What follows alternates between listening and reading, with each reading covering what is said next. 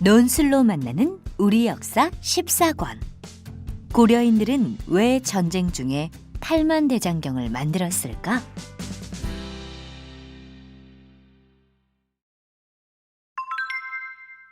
몽골의 2차 침입. 고려의 운명은?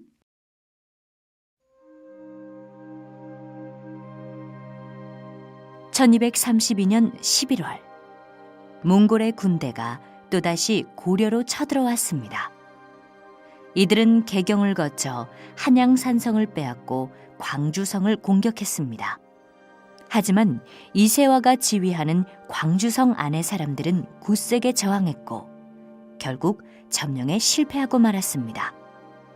몽골군은 물러서지 않고 12월 남쪽으로 이동했습니다. 그때 몽골군의 눈앞에 흙으로 야트막하게 쌓아 올린 작은 성이 나타났습니다. 그 성은 지금의 경기도 용인에 있는 처인성이었습니다. 저것도 성이라고. 반나절이면 끝나겠군. 몽골군 총사령관인 살리타가 비웃었습니다. 한편 처인성 안에는 주변 마을 사람들이 들어와 대피하고 있었습니다. 다들 이제는 죽었다 생각하면서 두려움에 떨었습니다. 겸이 어멈, 그동안 고생만 시켜서 미안하오. 피란민의 무리 속에서 한 남자가 옆에 있던 아내의 손을 잡고 말했습니다. 아내는 뼈만 앙상한 손으로 눈물을 훔치며 말을 잇지 못했습니다. 아직 3살배기 겸이는 어머니 품에 안겨 빽빽 울어댔습니다. 모인 사람들 중에는 승려 김윤우도 있었습니다.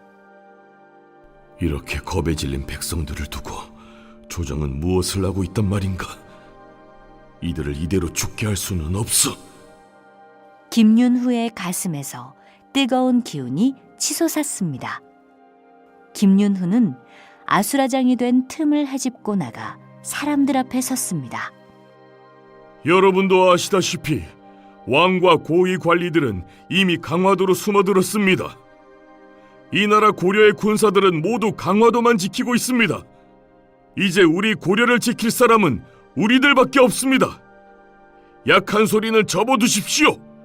모두 힘을 합쳐 처인성을 지켜내야 합니다. 사람들은 서로를 바라보았습니다. 더 이상 물러날 곳이 없는 것은 분명했습니다. 얼쏘! 제 아무리 강한 군대라도 허점은 있는 법! 포기하지 말고 싸웁시다! 사람들은 이제 김윤후를 중심으로 똘똘 뭉쳐 있었습니다.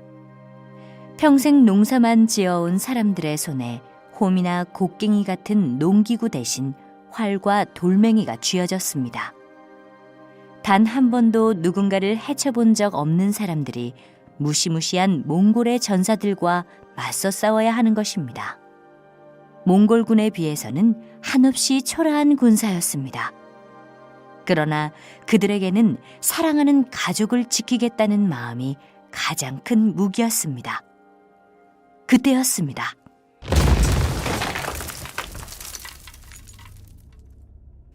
몽골군이 멀리 포차를 세워놓고 성벽을 향해 바윗돌을 쏘는 소리였습니다. 이어서 기름에 적셔 불을 붙인 나무가 비처럼 쏟아졌습니다. 몽골군의 공격이 시작된 것입니다. 처인성 사람들도 물러서지 않았습니다. 자신들을 향해 오는 몽골군에게 펄펄 끓는 물을 쏟아부었고 적진을 향해 화살을 쏘아댔습니다. 성 밖에서 성 안으로 날아드는 몽골군의 화살. 이에 대항하여 성 안에서 몽골군을 향해 날아가는 화살이 공중에서 수없이 엇갈렸습니다. 사람들이 화살에 맞고 쓰러지기 시작했습니다. 겸이어멈! 겸이어멈! 겸이 아버지는 가슴에 화살을 맞고 죽은 아내를 껴안고 하늘을 향해 짐승처럼 울부짖었습니다. 하지만 언제까지 그렇게 앉아있을 수는 없었습니다. 그는 어느새 바닥에 내팽개쳐져서 목이 터져라 울어대는 겸이를 들쳐업고 다시 활을 잡았습니다. 이놈들! 그러나 몽골군은 너무나 많았습니다. 죽여도 끝없이 밀려왔습니다.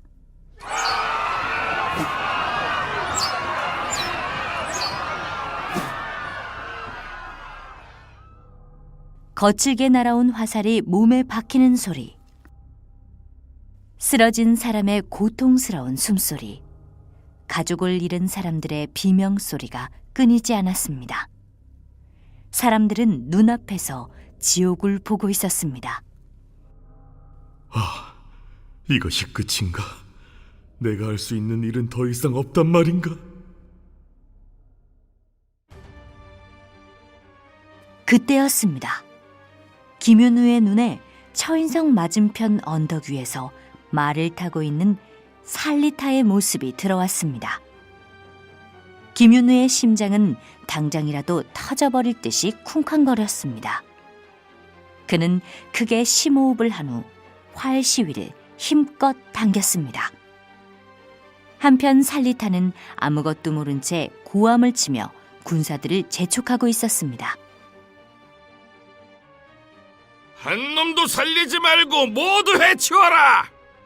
김윤우는 화살 끝을 살리타에게 겨누었습니다. 불교에서는 살생을 금하고 있지만 고려 백성들을 지키는 것이 더욱 급하다. 부처님, 부디 우리 고려를 지켜주소서. 마침내 김윤우가 당기고 있던 활 시위를 놓았습니다. 화살은 곧장 맞은편 언덕으로 날아갔습니다. 살리타가 말에서 굴러 떨어졌습니다. 김윤우의 화살이 살리타에게 정확히 날아가 꽂힌 것입니다. 살리타가 죽자 더 이상 전투를 지휘할 사람이 없었습니다. 몽골군은 살리타의 싸늘한 시신을 수습하여 황급히 후퇴하였습니다. 와! 우리가 이겼다! 우리가 몽골군을 무찔렀어!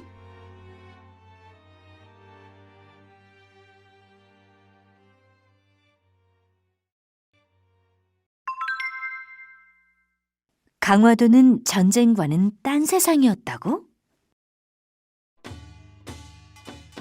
처인성 전투로 몽골군은 일단 물러갔지만 언제 또 쳐들어올지 몰랐습니다. 그러는 중에도 세월은 흘러갔고 4월 초파일도 다가왔습니다. 불교를 믿는 고려에서는 부처님이 태어나신 이날을 매우 중요하게 생각했습니다.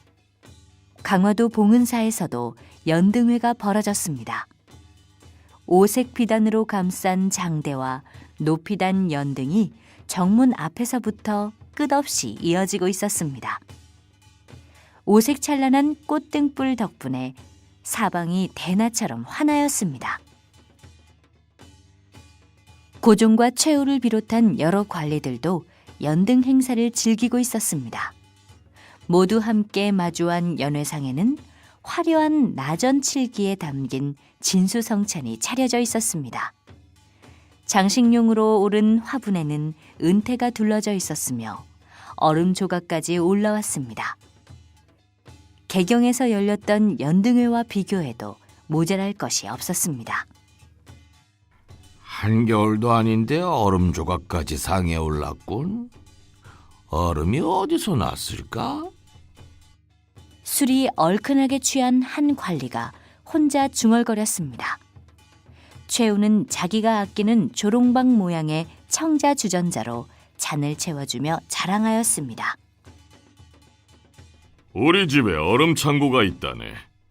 개경에서도 줄곧 얼음 창고를 썼는데 강화도에 와서 그게 없으니 영 불편하지 않겠나? 그래서 만들었지. 당시에도 단단한 돌로 창고를 만들어 겨울에 생긴 얼음을 여름까지 녹지 않게 보관하는 기술이 있었습니다. 물론 그런 창고를 만들기란 여간 까다로운 일이 아니었습니다. 그런데 최우는 전쟁 중에 백성들을 동원하여 얼음 창고를 지었던 것입니다. 백성들은 한겨울에 강가에 나가 하루 종일 꽁꽁 언 얼음을 맨손으로 깨고 그것을 다시 얼음 창고로 날라야 했습니다. 그렇게 보관해온 얼음이 오늘 이 연회상에 오른 것입니다. 이참에 우리 집에서 잔치를 한번 할까?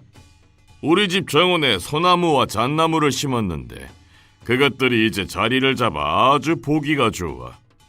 강화도 흙이 체질에 맞는 모양이야.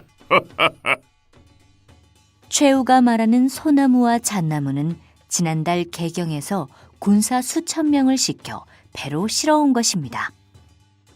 과연 그렇군요. 소나무 그늘 아래서 술을 마시면 그 기분 또한 흐뭇하겠습니다.